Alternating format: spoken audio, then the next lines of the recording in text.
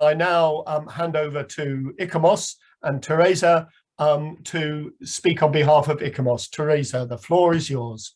Ladies and gentlemen, dear colleagues, representing one of the 4 funding organizations of the Blue Shield, I would like particularly to emphasize that an anniversary is always a great moment of joy to celebrate the long life of an association that works for the benefit of all. It shows its capacity to overcome the tests of time and its ability to last. So I'd like also to thank very much Emma from our clear presentation today and for remembering us the real values of the Blue Shield. 25 years ago, 25 years on, it shows that the funding of the Blue Shield were not mistaken in their original intent. They correctly identified what was missing in our field. Faced with the conflicts of the 90s, the organizations responsible for the preservation of heritage in the world were able to recognize that closer collaboration among them was crucial to overcome this crisis situation.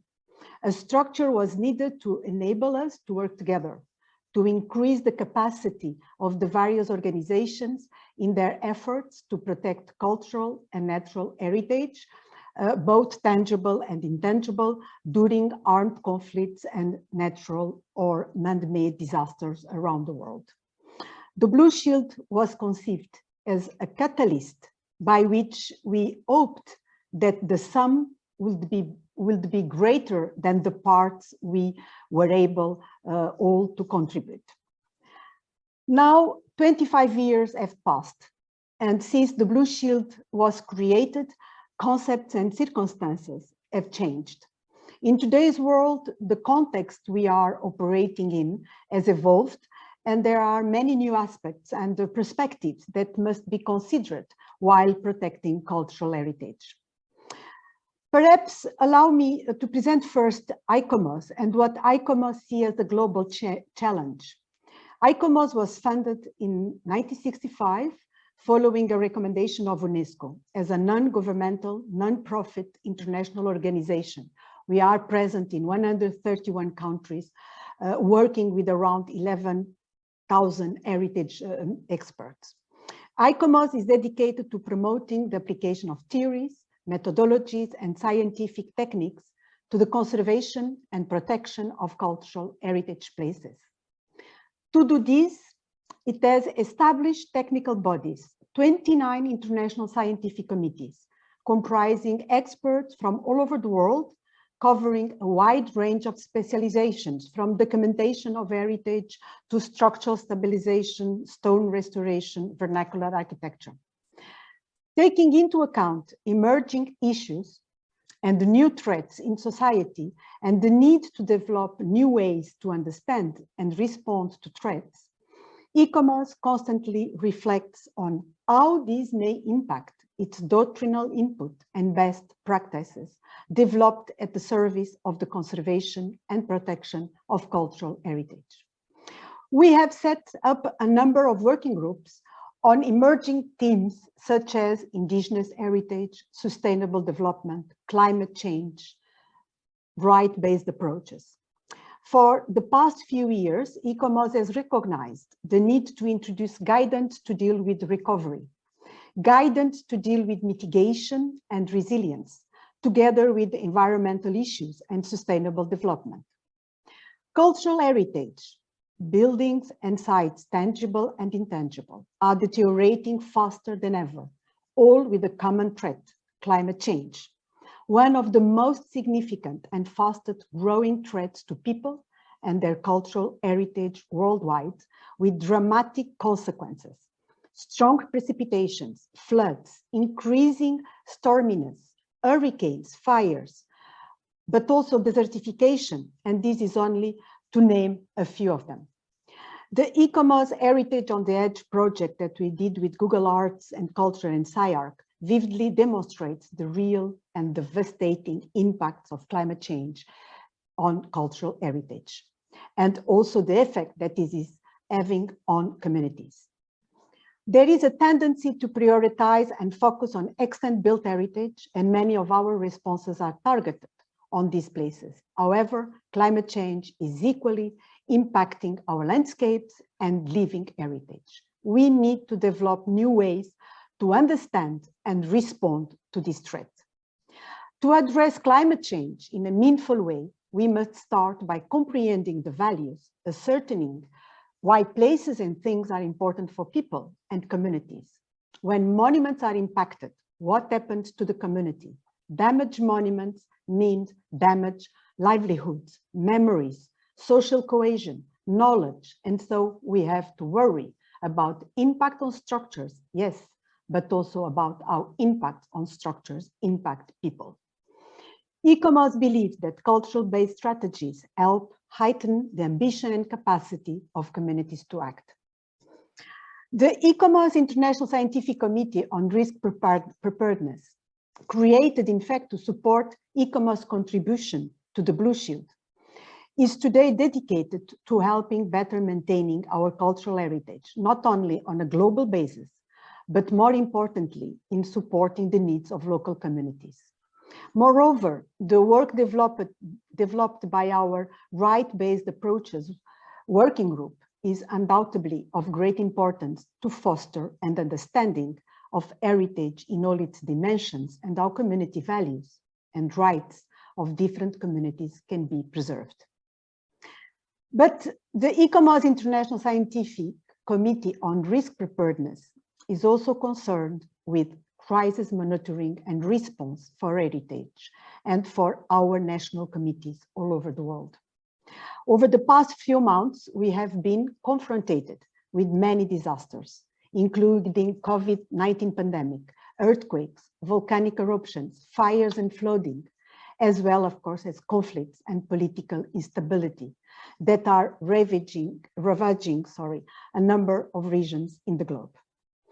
The ICOMOS Crisis and Conflict Monitoring Unit conducts contacts and surveys with our members and proceeds with the monitoring and follow-up of the various crisis situations worldwide. During recent months, we have monitored the situation in many regions of the world as Azerbaijan, Burma, Ethiopia, Haiti, Israel, and in many other places. For this work, we are in contact with our national committees and with Blue Shield and its founding organization, as well with UNESCO and ICOMOS. Since the turn of the millennium, in armed conflicts and political disturbances, cultural heritage has been increasingly targeted. It has been looted or deliberately destroyed in order to finance warfare or to affect the identity and the confidence of the adversaries. ICOMOS and the founding four of Blue Shield, as representatives of the heritage community in the world, are very much concerned about this evolution. Recently, ICOM and ICOMOS remind all parties of armed conflicts of the 1954 Hague Convention for the Protection of Cultural Property in the event of armed conflict. We called upon all parties to respect the international agreements that rule armed conflicts and to protect the world's cultural heritage, whatever it is, regardless of religious beliefs or political intentions. The scale of the crisis and the sensitivity of certain situations has shown us the need of mechanisms that allow faster assessments and potential responses, in particular in cases of crisis where a rapid emergency response is of vital importance. These are very briefly the main global challenges of ICOMOS for today and tomorrow. And having this broad approach of heritage in mind, how does ICOMOS see the next 25 years of the Blue Shield? Our vision would be refocusing on the core reasons of its foundation. Working together, build on the existing networks, both at the national and the international level, making use of the expertise of the founding organizations that covered heritage places in urban and rural environment, cultural and natural, tangible and intangible, as well as museums and illicit trafficking, archives, libraries, whilst bringing in other actors to develop opportunities and improve response. Closer collaboration will be needed to overcome ongoing and future crises due to armed conflicts and natural or man-made disasters around the world. In particular, in the coming months and years, it is urgent to recognize and mitigate climate risks and their impacts on heritage and communities.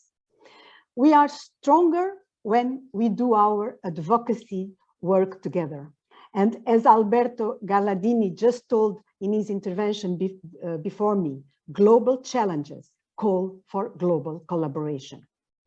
Maintain a wide approach of disaster and risk management, including preparedness, mitigation, response, and recovery activities, giving equal attention to both natural and man-made disasters, ensuring we work with local communities in support of their needs and guaranteeing the application and promotion of best practices.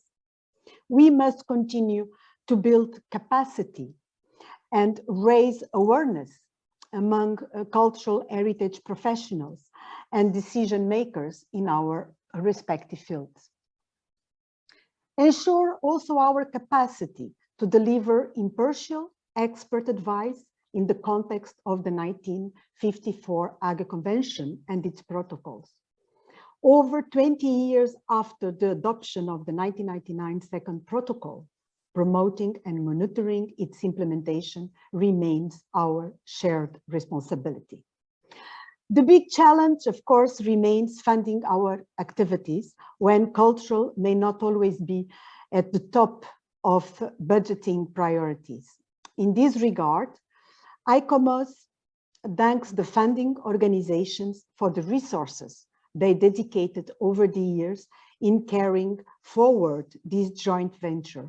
And I'd like it very much to thank Peterstone for enabling the Blue Shield to have a permanent secretariat in Newcastle during recent years.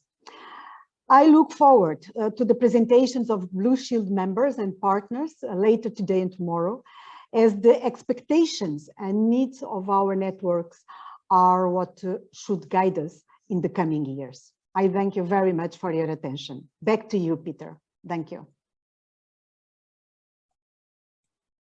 Teresa, thank you very much indeed.